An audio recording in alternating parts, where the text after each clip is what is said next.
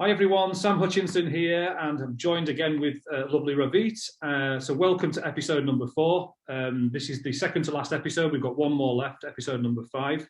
But in this episode, we're going to specifically talk about why online communities are the future for coaches, and why you need to get away from mainstream social media platforms like Facebook, LinkedIn, all the big ones.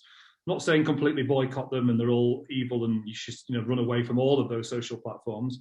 But as we've said in previous videos, there's a lot of noise, a lot of distraction, and we feel that the future for coaches is having your own community or being part of a very niche community.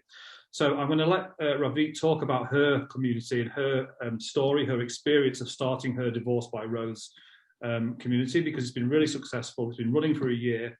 And she's got, like I said before, she's got a very unique business model, which I've not seen it anywhere else. I don't think Ravit's found anyone with a similar sort of strategy to her with her community. So I'm going to let her talk about that. But essentially, before she does that, just want to explain that there really are two options when it comes to starting a community or being part of or using a community as part of your business. The first one is that obviously you start your own community from scratch. You move your groups and everything away from social media, and you start your own platform, which can be done using software, and I can talk about that with you later. So that requires you to start from scratch, start to build your members, and start to nurture your group and build it organically. You could even use advertising to do that, but it does require work. It requires time, just like anything worth having takes time. The other option, obviously, is that you leverage someone else's community who's already got a group of people together, who's already got a successful platform that's already working, where you can go and join that and actually leverage that success that's already there. So that's really where Ravit comes in, because if you are any type of life coach or health coach, or anyone that could help someone go through a divorce or through the kind of issues and the problems that people have when they are going through a divorce, Ravit's community might be a great place for you to be, because there's a lot of potential clients there. There's a lot of people that need your help. So that would mean that you didn't need to start your own community and you can go and join Ravit's. So that's another option for you. So I'm going to hand it over to Ravit now. I'm going to let her explain a little bit more about her community, what it's all about, and what her kind of her vision is and what her plans are with the community and how that can help. So over to you. Okay, thank you. So when I started off Divorced by Rose, I actually started off on my own. I was the one-man show, building my community and focusing on bringing one person at a time. And within a little while, I said to myself, this is crazy. This is like an enormous amount of work, a lot of manpower. And also there was so much more knowledge and information that I wanted to share that I decided to open it up to other coaches, experts, and professionals. And so what I've actually created is a network community, where each coach, like we have like Divorced by Rose is the main banner, and each coach has their individual community inside the Divorced by Rose. And the idea here is that as a network, everybody's bringing their people in. So you're actually having access to a lot more prospects, because everyone's bringing people in for their own courses and their own communities, that you actually have a bigger pool of people. And there's advantages and disadvantages of both, obviously, of creating your own community versus joining something that is already existent or a network. What I find works best for my niche, especially for divorce or for marital issues and divorce, is the fact that when you're going through a life-changing situation, there's a lot of different things that you're going through in life. It's not just one thing, right? So for divorce, it makes sense to be part of a network.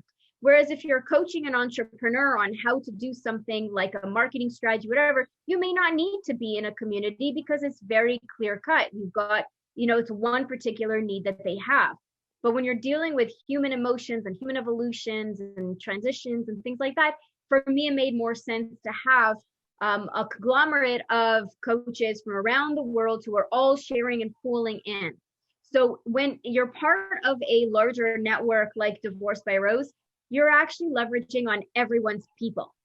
So it makes it easier for you to stand out, to be heard, because there's people coming in from all walks, right? So somebody could be coming in to purchase my course, And then once they're in purchasing my course and they're engaging in the community, they see someone else's comments and posts and they say, oh, I like what he or she wrote. That's pretty cool. Let me follow them and maybe I'll buy their course.